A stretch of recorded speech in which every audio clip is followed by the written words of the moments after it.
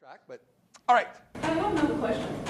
With your connection groups, your support groups rather, there are no quick fixes for addictions. So how long? I mean, I'm just thinking about people that I know that have addictions, things like that. Yeah, you'd have to look at this. Yeah, you'd have to look at the specific edition. You'd have to look at how long that they recommend that a person has to be in this to get control of it. Some of it's the rest of their lives, but not necessarily every week. I know that for some of the drug addictions and other stuff like that, it's like at the beginning, it's every day, and sometimes it's more than once every day for 21 days. And then you can start going to a week, and so there's certain rules that they have in each one of those. Because I've really had a person, a recovering alcoholic or whatever, who was kept there as if that was the entire, yes, it is a major problem that's undergirding their lives, but at the same time, too, they may be ready to look at other things and do different things, and yet you still have them in that same group. So that's Yeah, and that's kind of, you got to figure that out with the individual. Do they still, for addicts, they still need their accountability partner for the rest of their lives? That's something they want to. Yeah. Well, they have to do it if they want to stay sober, usually. All right, so the basic accountability group. Now, the disciplines of discipleship is the main theme of this one, getting the disciplines established as the basic habit pattern. However, if you do a discipline for 9 months and then the accountability gets removed, will you continue to do it? About 5% of you. Yeah, again, 80% of us, within 3 months, what happens? Boom, we're back to norm again, aren't we? We go back to where we were before. So what this does is just gets it established, just gets you doing it, just gets it started, but it establishes these basic habits within your life. So it teaches you about tithing, it teaches you about church attendance, it teaches you about quiet times, how to do it, scripture memory, how to share the gospel, things like that during this stage. It takes about 9 to 12 months or possibly 24. Is there accountability? Yes. The commitment level is up a notch and the accountability is up a notch. The next one here are what we call ongoing accountability groups. And this is phase 3 and phase 4. They function basically the same.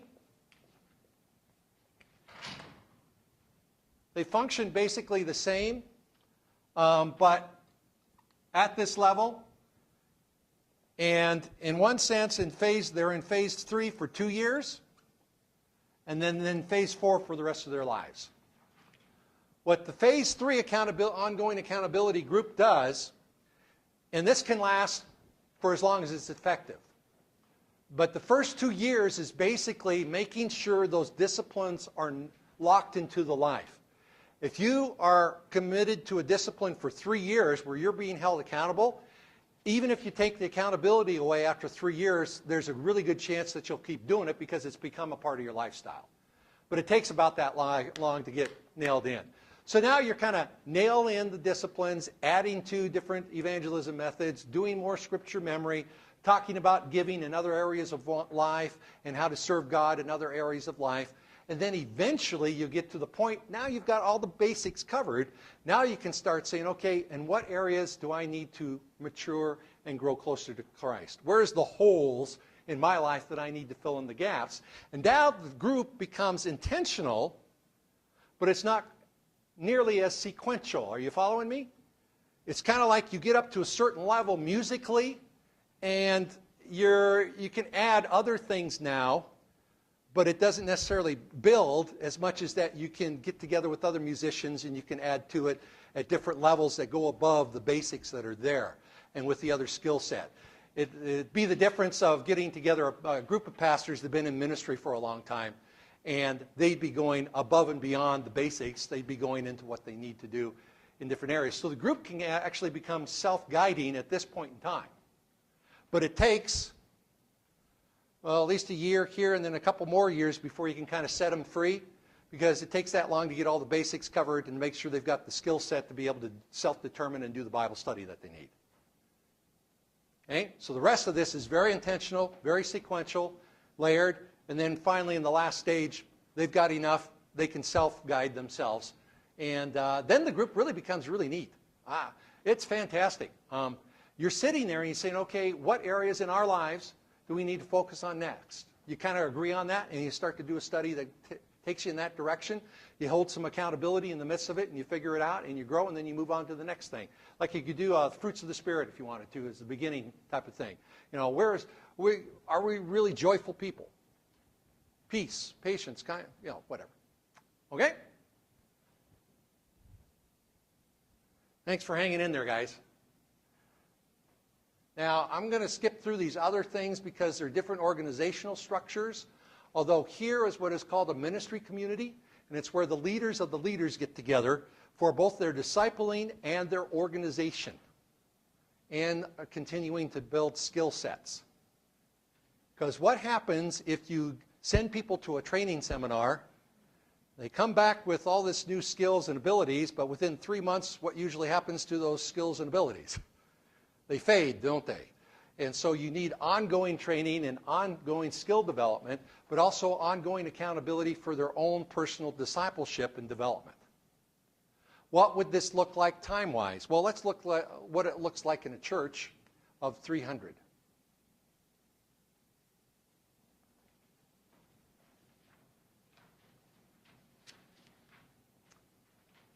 Two worship services. These are congregation-sized groups. They're done not according to spiritual maturity, but rather life stage. Why? Because likes attract.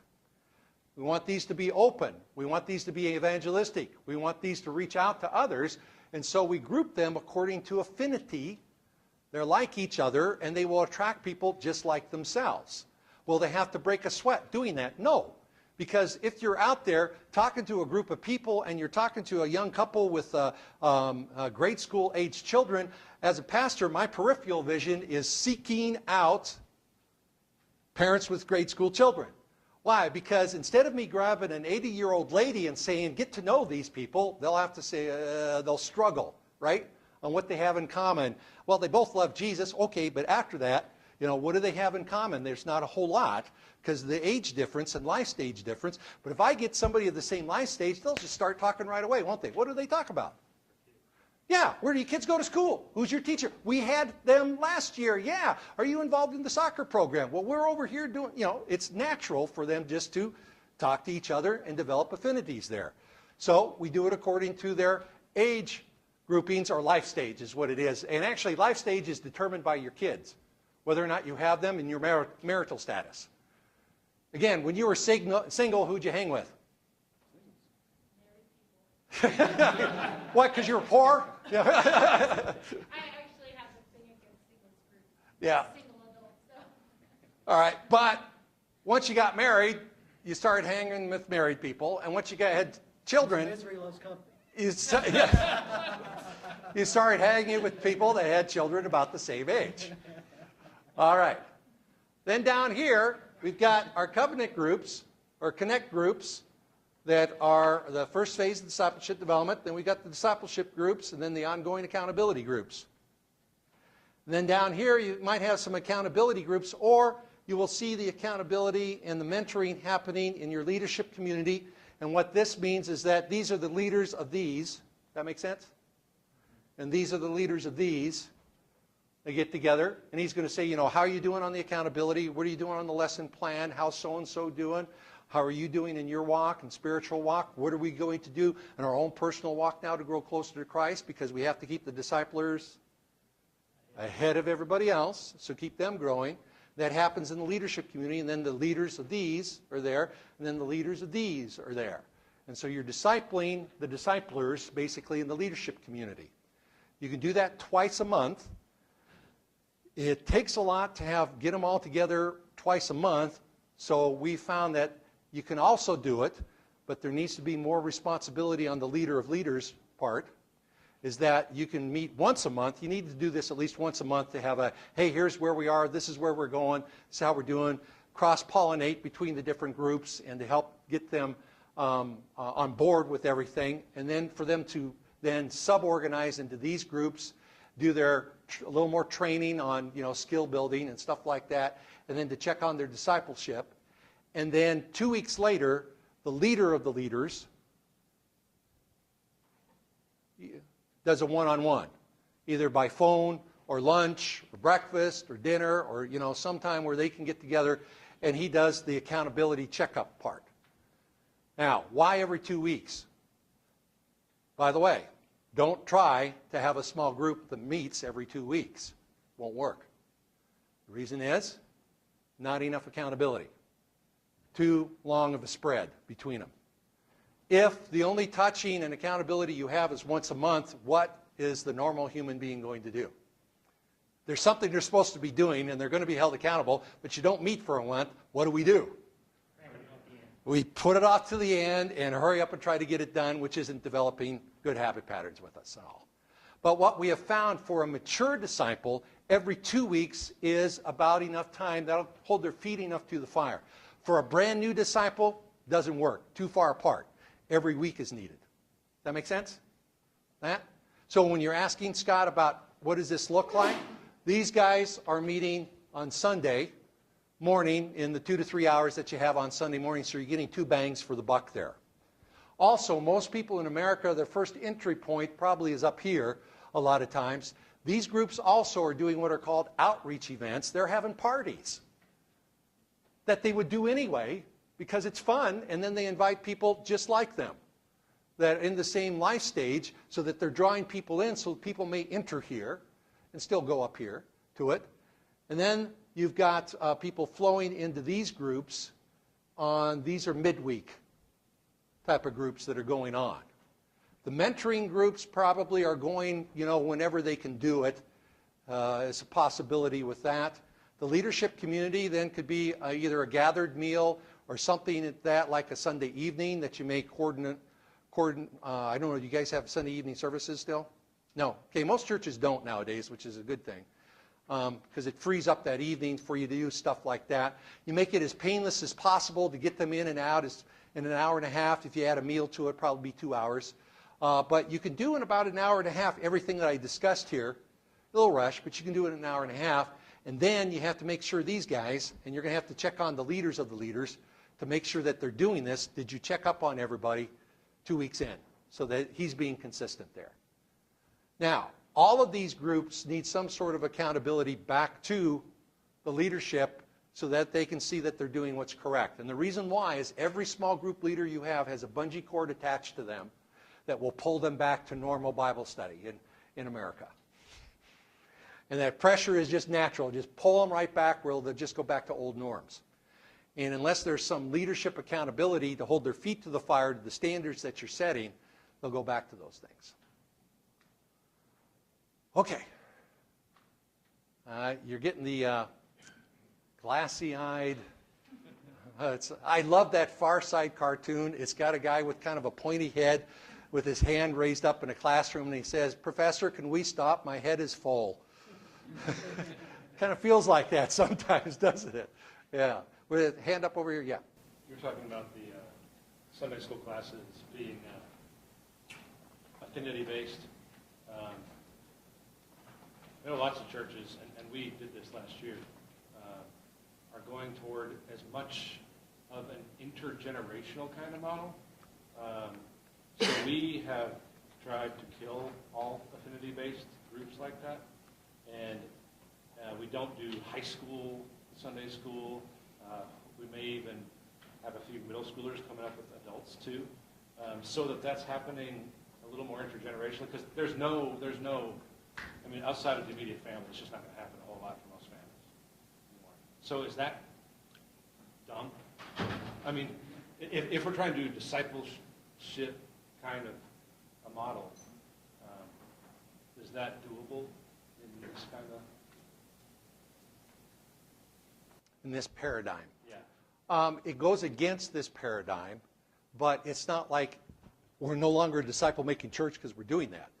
Right. It's just another way of doing Sunday school. The dangers I would see from doing it that way is that you're creating unnatural affinity groups. and there is not a natural reason for them to be together. By doing it intergenerational. The grouping then would become topic or leader would be the attraction, not the grouping itself with it. That causes it to not grow as fast outside of the church because there's not a natural affinity to draw people outside of the church in, or even people in the church to it. Would be, again, another drawback to it. The benefit would be you get cross-pollination of ages and all, but you see, you've got, it doesn't matter what age you are here, adult. Yeah, I wouldn't mix kids in just because they're dealing with different issues. Right, but if we have kids doing those things at different places, that's affinity enough for them? Well, no, what I'm saying here is that if here you're putting people together by spiritual maturity, here you're not putting people together by spiritual maturity. You're grouping them whatever way is most natural that will attract other people. That's the theory behind it.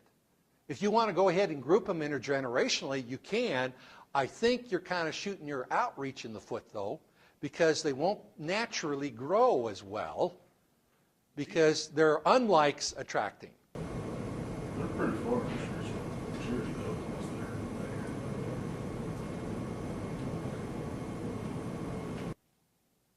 So what was that comment, Brandon? I said the high schoolers and some of the middle schools that are there are pretty well advanced in maturity. Okay, where are we talking about? Are we talking Sunday morning or Sunday morning? We go into study groups. We don't do Sunday school. We call them study groups. They switch every quarter. And Oh, okay. All right. If you switch every quarter, you're... modular class. Yeah, It's yeah. a different concept altogether. Yeah, and the thing is, you're not taking advantage of the fellowship that would naturally create over a period of time. Yeah, because we're trying to move them into the next phase on purpose. Yeah, you could do it that way, but you're not going to disciple them up here, remember? No, we don't want to. Yeah, it's down here Right. in the small groups there you're doing that. Now, yeah, could you do that and still be a disciple-making church? Yeah, sure you can. Those are the drawbacks, though, with it. Now, there's other ways. You might say, I don't have the facilities to do this. And so there's other ways to skin that cat. You can draw people together for activities that are by affinity once a month or something like that to kind of create community in that sense. I was doing this with Our Place Christian Church, which was a church plant down in the Hillsborough area, and they outgrew their facilities right off the get-go. They were 400 within a few weeks, and their starving need was for fellowship groups. So they had these big fellowship groups, but they needed even more. So they started to have fellowship groups also during the week now, so that they could get the relational connection there. Now, the drawback to that is, okay, now we're going to have to do something else for small groups, time-wise. So they didn't do the fellowship groups every week. They did them maybe once a month or every 2 months to try to bring affinity groups together and to have some fellowship and connectivity there. Yeah? In basic terms, for this model, there's not other programmatic stuff happening. We're basically seeing everything. Yeah, that's now the other thing that might be there would be maybe a women's group or a men's group, but you have to fit a women's group and a men's group into the system. The danger is you don't want competition. In other words, if I'm going to provide a midweek study for women, that they will choose between a discipleship group versus a women's Bible study, that's just a Bible study, doesn't have sequential intentional with it, they're going to stop in their maturity level. They'll argue that with you, but they will stop in their maturity level. You have to then train the women's group leaders that, okay, you're a feeder group. Your job is to feed people and mature them to the point into one of the other discipleship groups. Or there is a need for women's affinity groups. There is a benefit to that. Those women get together, they have common issues, common struggles, common stuff, and they attract one another, so you can build a mid-sized women's group during the week that meets a need for the women, as long as you recognize it won't be in competition with this or competition with that. And also help the leadership recognize that, hey, part of your job is to take women in the women's group and to start feeding them into the small group system too. They can do both if they want to.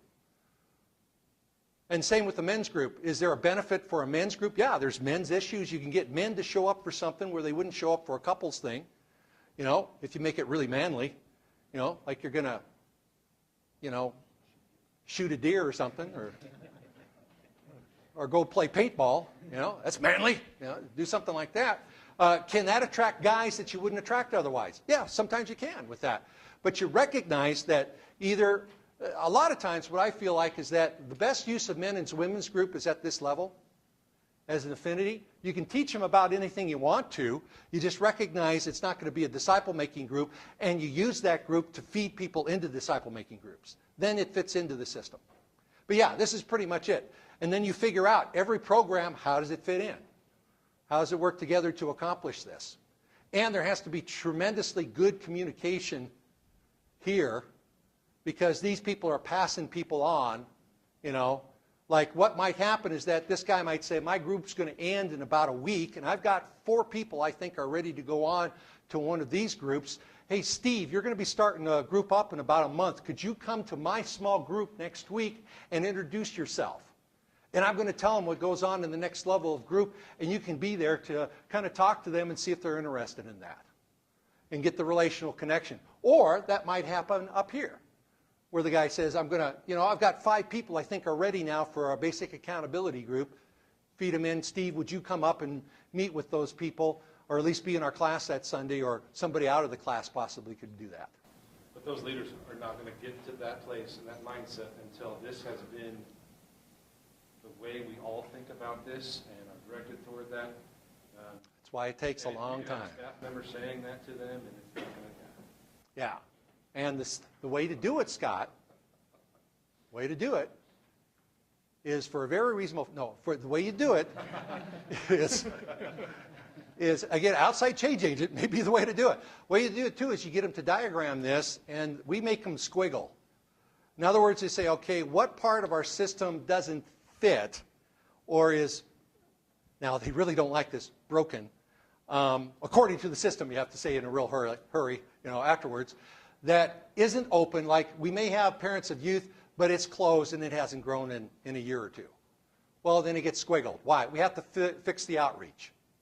Okay, what about this group? Actually, it's got young marrieds and empty nesters. It isn't an affinity group. It gets squiggled. How do we fix that? We try, if we got enough, what do you say? Oh, I'm blanking. It's been a long day for me, too. Anyway, catalyst is not the term that I want, but enough people together that can make 2 groups like that. We'll talk about making 2 groups that are more affinity-based. And so you get into a discussion of what we need to change to make this happen. And again, you got to get the men's and women's group leaders in there talking about it too and get them on board. But diagramming it like this, because most people have not taken a macro view of the church and its systems. See, all you've done here is you've done like an architect's drawing of your spiritual structures. You just kind of said, okay, this is how this all fits together, instead of everybody doing their own thing. And that there is a flow going on, and that's the part of the flow like I drew up there. So you talk about these type of flows and how they would work and everything.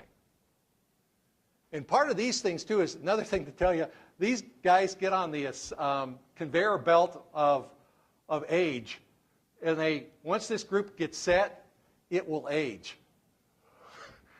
Okay? And so you have to constantly be backfilling at the younger age, because these groups won't go from, they won't go from here to here. They'll just stay in the group and age, and they'll become empty nesters. And so you got to make a new one. You got to backfill every so often. Backfill usually in this area or in this area. Does that make sense? In other words, you're not saying, okay, your kid just graduated, you're out of here. No, you're not saying that, because that won't happen naturally. You're backfilling back at the younger ages. Because we did a consultation for a church up in Chicago, and it had a couple of huge classes, and they went back and researched, and they found that they were affinity groups, started about 20 years ago as young marrieds, but they had all aged together, and they had never backfilled, so the church wasn't growing anymore, where it grew really strong here because they were pulling in young marrieds like themselves and everything, but then they got on that, age conveyor belt, and they just aged, and without backfilling, they weren't taking advantage of reaching out to the community once again. The demographic, in other words. See, these are your demographic entry points. You want to think of it that way. That's how you use mid-sized groups in Sunday schools, as demographic entry points if they're outreach oriented. Yeah? Just a real practical question. Because as I'm looking up there, I'm thinking, well, wait a second. You also have people that are serving in children's ministry, so they'd add another hour to it. The question is, how does this look like in a minister's weekly to monthly life? Because all of a sudden, 2 marriages go up in smoke, and you have a death, and all of a sudden, this seminar is great, and everything got put back on hold for another week. I mean, I'm trying to figure out how if you're going to be at this church, the church you're at, Coquille. how do you actually, as a minister, make your time and interview work for this? Because you're writing sermons, done funerals, may have a wedding coming up. It looks great on this piece of paper because it's all clean. But how do you make it actually work with your daytime? You wimp. You're a wimp. That's it, yeah.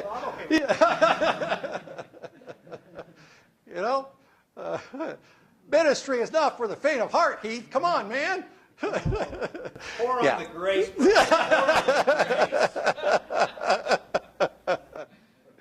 Oh, yeah. All right. Yeah. Again, we're talking about something that takes a tremendous amount of effort. I won't lie to you. It takes a tremendous amount of effort. You can jumpstart this with doing a seminar setting or something like that where you pull your leaders in together. This will be online for you, where you could bring them in. And again, Mike was saying that, Dr. Sweeney was saying you can bring them here and put them up on the screen there, and it'll be like the real thing, right here. Or you could, for a very reasonable price, bring me in to do something like that, or somebody else, to get it jump-started. And then what I would recommend is that you get some coaching in the process. Because there's going to be a lot of hurdles, there's going to be a lot of dead ends, there's going to be a lot of stuff that you're going to have to kind of massage and work through to kind of figure this out. Why? This looks different for everybody else. Now, out of the churches that I hear, this may be size-wise the closest one is Scott. And so he says, okay, I see where that might work, but he's still going to have to tweak this like crazy to get it to work for him. And if you're a different size, you're going to have to tweak it like crazy. And you're going to have to try to figure out, all right, if I don't have these, what if I only have 10 young marrieds? Do I still start one? Good question. Depends if you really think there's growth potential. If there's not, you may want to stick these together until it grows to about 40. And then has enough, there it is, critical mass. That's what I was looking for. Has enough critical mass, you can split it in two with 20 and 20. So there's tricks to the trade here to get this to work. And how do you jumpstart all of this? Prayer. That's how.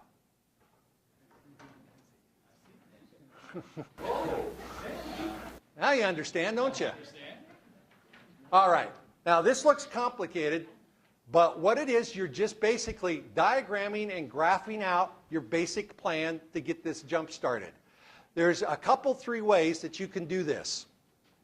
Each one, I'm going to give you 3 different ways now. Each one, its success rate starts from low and goes to high. Okay, the lowest success rate, you can expect about, and I bet you can guess what the percentage would be, about a 20% success rate was starting in this way, and that's where you have a training seminar, you hand out material, and you say go to it. And they launch into the basic accountability and the connect groups and everything else. You're going to have an 80% failure rate with that. Why? Because that's only about 20% of the population can do that, no matter how much coaching you do along the way. Okay? So that's one way you can do it. And that's usually how we do it, isn't it? We do some sort of training, give them the material, and set them loose. And then it blows up in our face a lot of times. Next way to do it is what is called fast tracking. Fast tracking is where you take people that you are certifiably sure that they are phase 3 disciples. They evidence in it in their lives. They've either gone through something someplace else, or at least you can say, yeah, they've got it. And they can do this. And so what you do is you take them for about a 3-month period or so, in which you're got them gathered in the group. Like this is a fast track here. You've got E and D up here that are people that are 5 leaders who have finished the follow me phase. Those are the 5 leaders up there. They're there. They've got it. All right. These guys, you get them in this group for about 3 months, and then after 3 months, you pass off this group to A. You make a new group with B and a new group with C, and then the pastor goes back and he's just focusing on one. So the pastor, in one sense, is starting 2 groups here. One, a connect group, phase 1 group, and this is the basic accountability group. He only has to do that for 3 months till he fast tracks these guys, and then he can launch them. Now, the benefit of that is that they get an example of how to do it, and you get to watch them do it while you're in the room. The success rate for this one is about 50% with it. About 50%. Again, because in a very short period of time, you're hoping they're up to speed and doing it, and they haven't necessarily been through your system yet. Okay? They may have gotten it, but there's some benefit in that everybody's kind of on the same page. Okay, the best way to do it is that you take a year preparing the launch. And you spend a year with all these leaders. And you might do like I did. I did 2 groups, and my associate did 1 group. So we had like 30 people we were taking through in a year. To me, that was a slow start. Sounds like a slow start, doesn't it? But if you think about it, there's 30 leaders now that you're going to have at the end that you could say, hey, I'm pretty sure that these guys have got it because I watched them do it. You do 2 things at once, and this is called a model basic accountability group. You're doing mass or group apprenticing at the same time you're modeling it for them. So you're teaching them small group techniques. You're letting them lead for a while. You're seeing how well they do it. You discuss not just what they're doing, but the rationale behind it. And how do you overcome when somebody doesn't do this? Or have you noticed, guys, we're really struggling with the scripture memory. I know you're all over 50. That really doesn't matter. You can do this. What is your phone number? Blah, blah, blah, blah, blah. What's your address? Blah, blah, blah, blah, blah. Where does your son go to school? Blah, blah, blah, blah, blah. Who's his teacher? Blah. Oh, what do you mean you can't memorize? Of course you can. You just memorize what's important to you. Does this take a little extra time? Sure. Now let's talk about how we can do that. Right? So you do some group training as you lead them through the process and help them overcome. You get about an 80% success rate with this. About 20% don't make it. You know, they just don't have what it takes. The benefit of doing this way and this way is you get to figure out whether or not they're gifted.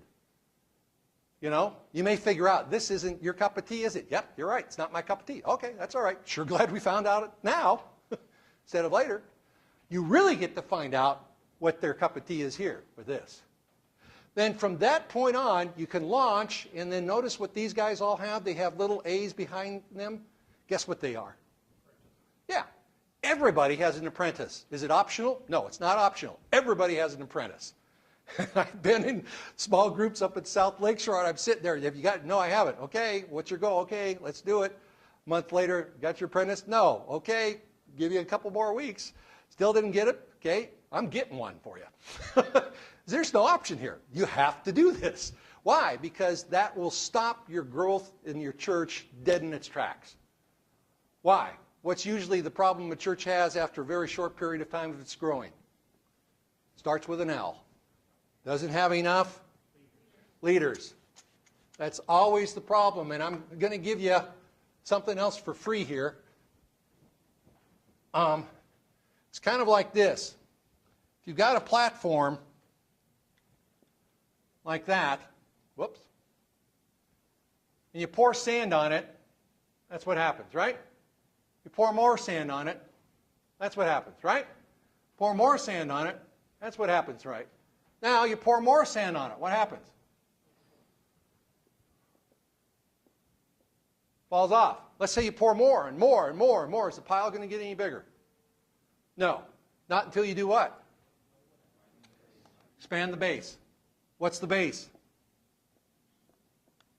Leadership.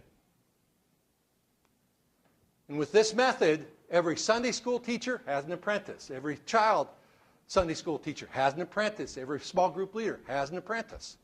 At least one, possibly two, because one of the two might not make it. So you can go ahead. But if you have that, you can multiply this every year. You can expand it in that way. And then as you can see here, there's, a system, and it keeps developing and keeps advancing down through the system there. Does that make sense? So the surest way to do it is you start with the discipleship group with your leaders, and you stack it with leaders that you believe have really good potential of being small group leaders. Take them through a year, training them as you go, seeing that they do it, watching them do it, and then you launch. If you do it only in this way, let's say you don't do this, you just do this, you still have to do this down here when you launch more groups. In other words, you've got to fast track them at least. Who? Well, you're the professional if you're the pastor. You're going to have to be one of the 15 to 20% that can do it without having seen it yourself, which means you got to pay real attention to the details and to the instructions and do it even though you may not understand why you're doing it. You kind of trust the system until you get some experience. Questions? I'm surprised we got this far. I didn't think we would. All right. Any recommendations for resources?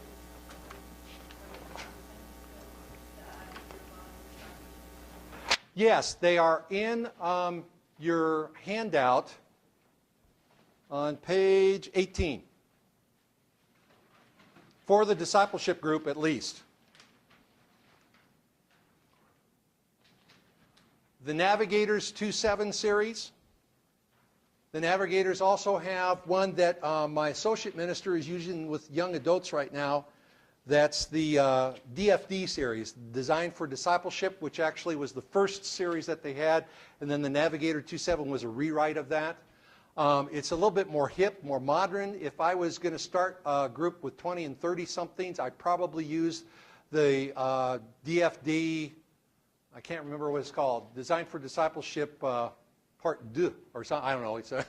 It's something like that, second one or something. You can still get the original, but the original isn't as good as this one. The Willow Creek, is it Knowing God, is one also. Equipping the Saints is there. I wouldn't recommend it just because it's a little bit more difficult. It gives you this reams of material, and then you got to kind of pick and choose and put together. And then it also has no leader's guide.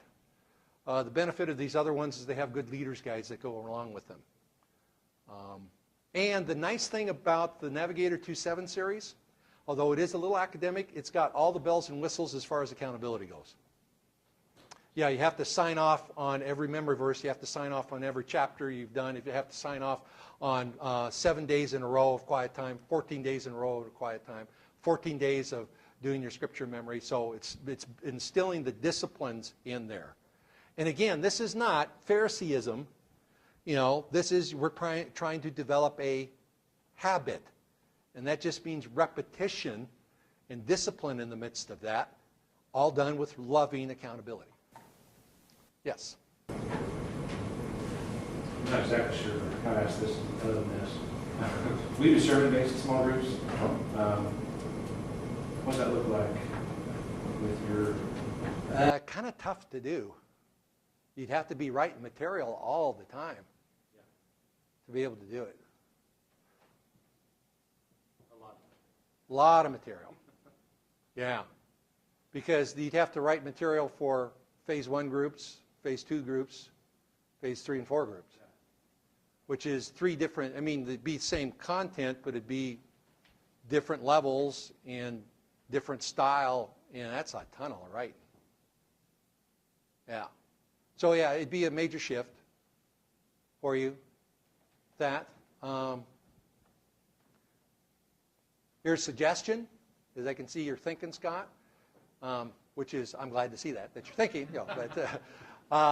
that you keep those going while you're doing this in the background, and you pull leaders out, or best you can, leaders will either have to do double duty during this time, or you'll just have to disassemble the group during this time, one of the two. That's kind of one of those hard judgment things. I go for the second. Not both at the same time. Yeah. In a church under this kind of model, there's no such thing, I assume, as an elder who is not doing this, and that's the bottom phase. Eventually, you want a philosophy of ministry that states anyone in a leadership position, and you determine what that means.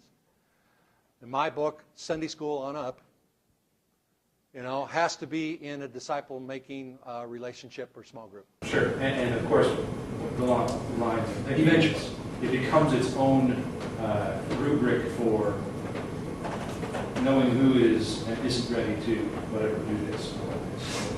Right, yeah, because by the way, part of phase 2 stuff that you're doing here is they're figuring out what their spiritual gifting is and what ministry they should go into. And by the end of this phase, they need to tell the leader, this is the ministry I'm going to be involved in. So this is a feeder group for ministry again, if it works right. And then every time this leader goes back, he's getting a new group trained, and he's launching them out in ministries and getting those ministries and them connected up and et cetera like that. That really wasn't your question, but it goes along in that line. Any other questions or comments that you want to make here? Yes? In a church of 150 to 200, you begin to implement this. You answered part of the question. You're going to have to pull out some leaders that are already doing things. And how do you supplement what they were doing while you're implementing this? Yeah. In the words of George W. Bush, you have to do it strategically. We have to strategize. All right? You have to be very strategic in it. With it, you're going to have to make some judgment calls on what groups you can let go and can't let go. You may have to do this in phase 1, phase 2. First of all, you're going to have to get buy-in by them. Here's the problem that you have, guys, and that's why this transition period, there's a ramp-up time. Your effort's going to go like this, okay? And part of that's what you were talking about. I already got a full plate. Well, this is part of what you talk over with your leadership and everything else and say, I'm going to have to kind of shift priorities for about a year now, and this is where I think I need to focus, and here's the payoff. In the long run, there's a bigger payoff. In the short run, we might miss a few ministries, but in the long run, we're going to have more ministries and more people involved in ministries. So the ramp-up time is a little steep at the beginning, and that's part of the penalty of repentance. The further off the beaten pathway you are, the more effort it takes to get back on the beaten pathway. And that's just kind of reality with it. But you don't want to do this with your church. One of the crimes that can be done in the name of disciple making is if you take away a ministry that is really meeting a need. It's not just a felt need, but it's a need that's being met. And don't have something to replace it pretty quick, you're asking for trouble. Because there is a legitimate reason for them to gripe and complain at that point. So you're going to have to kind of figure out how you can walk that tightrope, and that's why there's no cookie cutter thing here. You have to just kind of figure that out and brainstorm and talk it over with the people and get buy-in and everything else to be able to do that and to figure out what's the best way to go. Yeah, and your difficulty is that you don't have as many horses to pull this off because you're a smaller church, and everybody's probably wearing 2 or 3 hats already, aren't they? Yeah. Doesn't mean it can't be done. It's just a little tougher to get done that way. And you may not do it all at once. You may have to do it in segments. In fact, here's another way to do it, guys. You can take 2 guys on a lunch hour with the DFDs or the NAV27, and you can get through it in an hour. It's a little accelerated because there are only 2 of them. You can probably do it. So there's a different way to skin that cat. You might meet for breakfast with 2 guys or one-on-one and get them through the material. You might meet with them at lunch or something like that. They got to eat anyway and kind of do that. So you're moving away from the small group thing because you have to, time-wise and leadership-wise, but that might be a way in which you can accomplish it still. So again, different ways you can skin the cat if you keep the goal up ahead of you. So good question. And prayer. A lot of prayer. Yeah?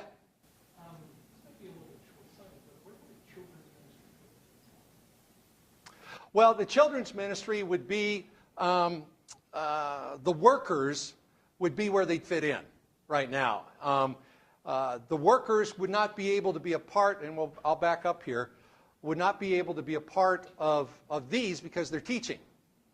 But they hopefully and eventually would be a part of this and would get some discipling there. The thing is with the Sunday school leaders is they don't necessarily have to have, they can be involved in these. So they can be getting their discipling here because it doesn't take up another day of the week. These guys, however, you can't add 2 things every week for them, so they're getting it here basically. So where would the children's leaders be? Well, they'd be here. The leaders would be, all scattered throughout it. And you'd want them there, and then eventually as you expand this, usually leadership teams are adult ministries, and then it expands to children's ministries because it's just a lot of time and energy and effort to put these on sometimes to that. And the children's ministries hopefully are involved in getting discipled here. Other questions?